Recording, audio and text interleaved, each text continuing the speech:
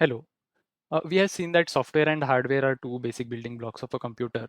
So in this video, we will see how software talks with the hardware. Basically, there are two types of software. So one is system software, other one is application software. In system software, the main example can be your operating system. So system software manages hardware resources. So you don't have to worry about how to talk to a particular hardware device.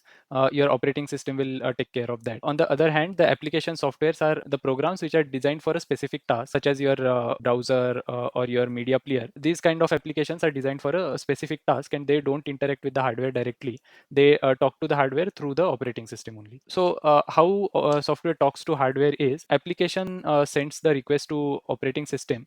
Then operating system will use something called as drivers to communicate with the hardware. We will see what drivers are in next slide. And then hardware executes and returns whatever result has come. So driver is a special system software that controls hardware, and operating system uses driver to interact with the hardware. And for each hardware, you will require a different driver.